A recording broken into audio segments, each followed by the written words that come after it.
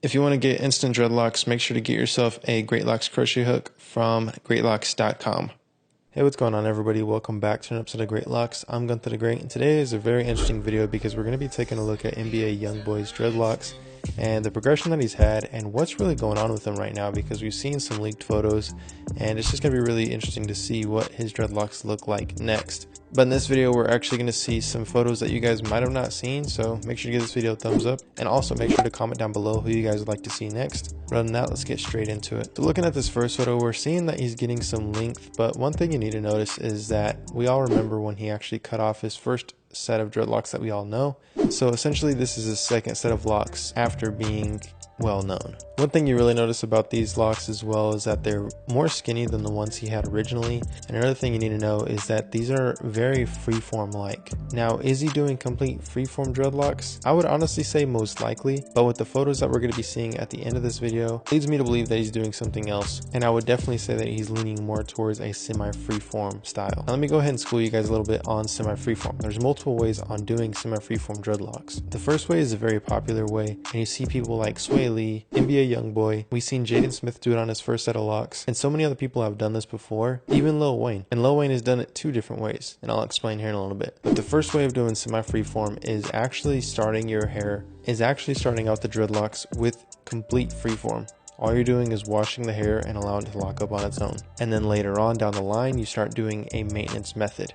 And this is typically after the dreadlocks initially lock up, doing completely freeform. So if you go completely freeform to doing a method, then it's called semi-freeform. So say for instance, you start out completely freeforming and then you go into twisting with gel, that's semi-freeform. Or if you start out completely freeform and then you go into crochet hooking, that's semi-freeform. Now there is another way of doing semi-freeform, and it's like how I mentioned with Lil Wayne, is having maintained dreadlocks and then eventually allowing them to go into freeform. So that means you started out with a maintenance method. Say you started out with twisting with gel or instant locking using the crochet hook, and then you eventually allowed it to lock up on its own. Say you didn't want to do any more maintenance, then that's how you could do it. Now we can say that there is a third way. So the third way of doing semi-freeform, when it comes to maintenance, you hardly ever do it. And I'm talking about maybe once every 2, maybe even once every 4 months. So that means you're either twisting with gel or doing crochet hooking or interlocking, and then eventually you just allow it to lock up on its own, and then you come back and do some more maintenance after an elongated amount of time. So now that you guys know a lot about semi-freeform, we see NBA Youngboy's dreadlocks right here, and we see some really skinny ones, and we see some that are still skinny, but they're not as skinny as some of his skinniest. And one thing you also notice is that the roots are very thick, and that's just because they're not maintained. So if we were to point out exactly how he started his semi-freeform dreadlocks, it does appear that he started out with some sort of method and then it just allowed it to lock up on its own afterward, and then he's most likely just doing separation now. Obviously not separating all the way down to the root, but separating enough to where there's not a bunch of congos. And the reason I say that is because all of his new growth is all combined at the root, almost essentially like an afro under the dreadlocks. And all the dreadlock tips are very well separated and look very well maintained, although the roots are not. But I will say overall that his dreadlocks now are way more developed than they were before he cut off his first set of dreadlocks. One thing I really want to point out is that the dreadlocks on the top of his head, around his crown area, appear a lot longer than the ones that are closer to his hairline. And the reason being is because not only does that hair lock up a whole lot better, but it tends to always appear longer just because it's not getting bunched up. And that's where the hair is really thick. Now the hair around the hairline is really thin and tends to bunch up a lot more versus the hair on the back and the sides of the head. That's why it appears that the hair on the back of his head is a lot longer than the hair that's on the front of his head.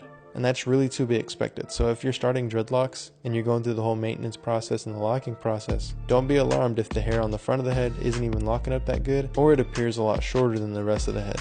And it's just like I said, it's just because that hair is a lot more thin and it takes a lot more hair and time for that section to actually lock up. But this photo right here gives us a better idea of how the different sizes of his dreadlocks actually look. You can see those extremely skinny ones around the rim of his head, and all the thicker ones are closer to the middle of his head. And that's just because, like I said, it takes less hair for the dreadlocks on the sides of the head, and it takes more hair to create dreadlocks on the top of the head. And that's why we're seeing those different sizes. And I will tell everyone this, if the dreadlocks on the back of your head seem a lot more skinny than the ones on the top of your head, give it some time. You want the hair to get pretty close to completely locking up before making any thickness changes. And what I mean by that is, say that some of the dreadlocks on the back of the head are skinnier than the ones on the top of the head. Don't start combining the ones on the back, because then they'll eventually just become thicker than the dreadlocks on the top of the head. I've made this mistake with my first set of dreadlocks, and it was just because a lot of the dreadlocks on the back of my head were really skinny. And what I didn't know is that they were skinny because they were maturing way quicker than the dreadlocks on the top of the head. So when it came down to it, the dreadlocks on the back of my head were way bigger than the ones on the top,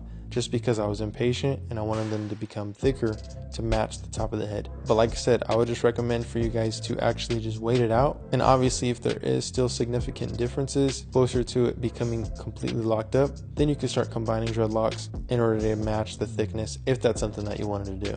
But I would also say that if the dreadlocks are different sizes, I think it makes them very unique and different than other people's. Now these next photos are actually really blurry and hard to see, but you can kind of make out what's going on with his dreadlocks.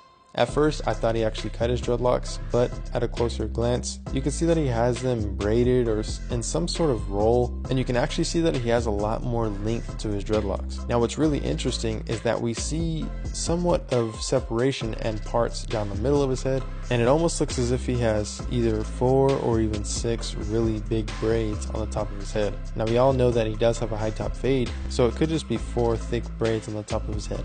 But this all ties me back to the semi-free form of his dreadlocks. We're able to see now that he's able to maintain it into braids. Now of course these braids don't look perfect, but if you're able to braid your hair, that means that you have pretty good separation. And to be honest, if you didn't have separation all the way down to the roots, this would become an issue when actually braiding the hair, because that braid would actually completely lock up if he didn't have complete separation. So it's going to be really cool to see some newer pictures of him, either with his dreadlocks outside of these braids, or even if they're still inside the braids. It would even be interesting if he keeps them in and turns these into wigs, which I honestly don't think he will. But to be honest, if he did these improperly, that is exactly what's going to happen. But what do you guys think? Are you excited to see what his dreadlocks look like next? Make sure to comment down below what you think about his dreadlocks, and also, like I said earlier, make sure to comment down below who you guys would like to see next. But other than that, I'll see you guys next time. Peace. Visit greatlocks.com to save time and money on your dreadlocks. The Great Locks crochet hook is perfect for making instant dreadlocks and maintaining frizz. The Great Locks interlock tool is made perfect to tame your new growth. And you can get both these tools now either separately or get them together in the locking bundle. Want to learn how to instantly lock up your own hair or become a loctician and make money while locking up others' hair? Join the Great Locks Masterclass now, on sale for only half the price. Or you can take the Dreadlock School class now for only $20. Click the link in the description to shop now.